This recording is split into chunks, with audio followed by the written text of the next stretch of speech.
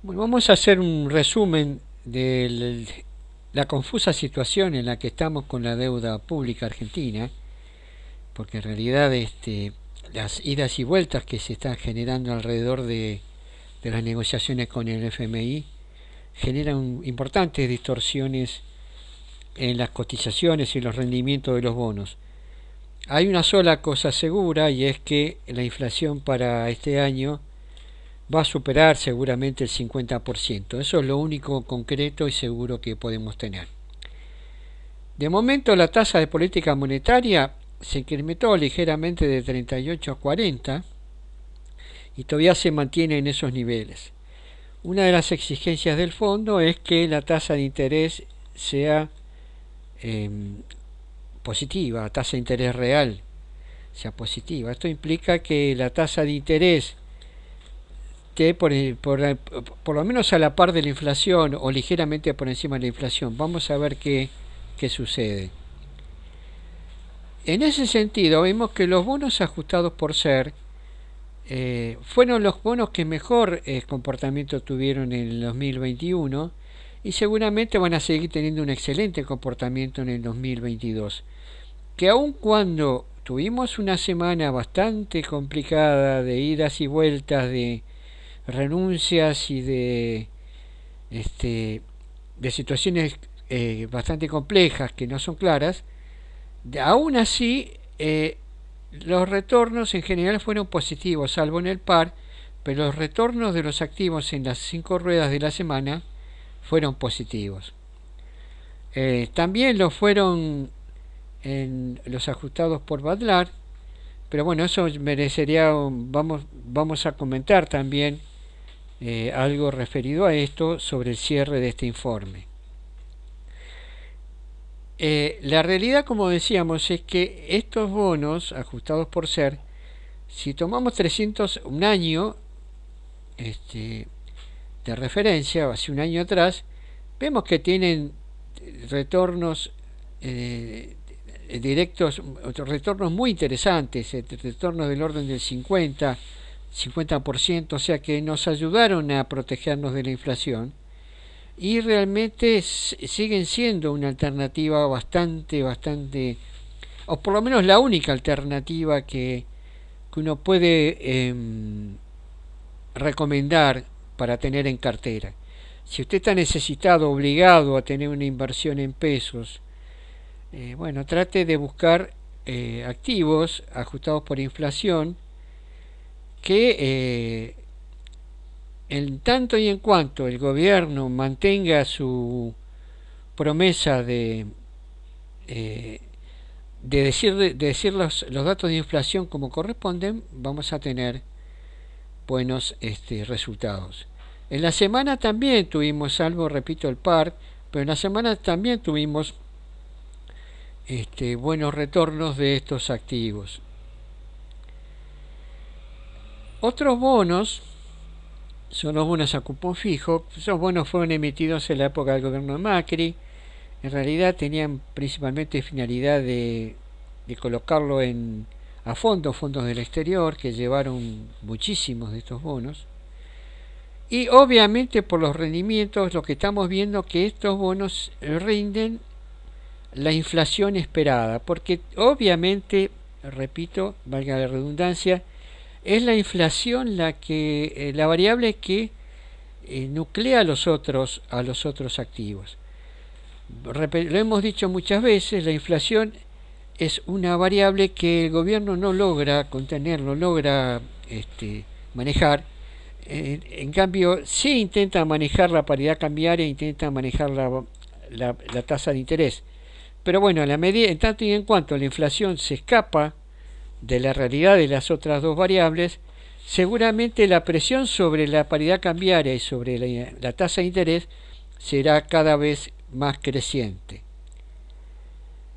En la semana lo que tuvimos fue, en la semana anterior hemos tenido una fuerte suba de las cotizaciones de los dólares, de los bonos en dólares, tanto en pesos como en su cotización en dólares, pero con una salvedad, y es que la cotización en pesos fue mucho más importante de lo que fue la cotización en dólares. ¿Por qué? porque lo que estaba haciendo el mercado era comprar bonos en pesos, por lo cual generaba una muy fuerte suba, y vender bonos contra dólares, con lo cual generaba una fuerte lo que hacía era comprar dólares, generaba una compra de contado con liquidación en realidad. Esta semana en cambio vimos que los precios contra pesos cayeron fuertemente, o sea que hubo venta de bonos por la incertidumbre que se genera, todas estas tensiones políticas dentro del la misma coalición de gobierno. Pero lo curioso, veamos esto, es que si bien las cotizaciones contra pesos cayeron fuertemente, cayeron en menor medida las cotizaciones en dólares. Esto significa que fue muy fuerte la venta contra pesos y no fue tan fuerte la venta contra dólares, con lo cual el mercado sigue cubriéndose estar buscando cobertura de contado con liquidación para proteger su patrimonio. De todas maneras, el contado con liquidación bajó 8%, alrededor de 8% en la semana, por estas fuertes bajas que tuvieron los activos contra pesos y contra dólares. Los spreads más o menos se mantienen, salvo en el 2038, que se ha concentrado fuertemente el spread en la ley extranjera. El 2038 es un bono interesante, pero con una liquidez muy baja. Si bien hay bastante emitidos, hay más de 18.000 millones de dólares emitidos, pero se ve que los tenedores deciden no darle curso a las colocaciones, a darle liquidez al mercado de bonos del año 2038. El riesgo país, medido por JP Morgan, cayó de 1.832 puntos a 1.773 puntos. O sea que hubo una fuerte caída de 59 puntos básicos, o sea 0,59%. Si bien no hay muchos bonos ajustados por tasa Valdar, sí lo hay en los bonos provinciales. Y vamos a refrescar un concepto que hace unas pocas semanas lo habíamos mostrado. Veamos, estos bonos se mueven con tasa Valdar, algunos directos, otros, la mayoría, más un plus. Vemos que están rindiendo aproximadamente la inflación esperada para este año, que está en el 52%, 50-52%, aunque están apareciendo voces que estiman que quizás sea del 55%, pero vamos a suponer, mantengamos la idea de un 52%, o 50 o 52%, 50% pongámosle, de inflación para este año, que no cambia sustancialmente el ejemplo. Si de alguna manera, por ejemplo, el gobierno decidiera llevar la tasa Valdar al 45%, vemos que el rendimiento de los bonos salta más de un 10%. Repitamos el ejemplo. Si subiera del 37, 56, 25 a 45%, estos rendimientos saltan más de un 10%, un 11% aproximadamente. Pero obviamente, si yo tengo un activo que me rinde de esa manera un 11% sobre inflación, yo lo voy a buscar. Lo que va a hacer el mercado va a salir a buscar este activo, porque estamos por sobre la inflación esperada del 50%. Entonces, ¿qué va a suceder? Va a haber una compra de estos activos. Por ejemplo, vamos a poner este caso, el BDC 24, a tal punto que los precios que esta compra que genere seguramente subas de precios de este activo, haga que el rendimiento vuelva al 50%. Vamos a ver cuánto debería valer el bono para que vuelva a rendir 50%.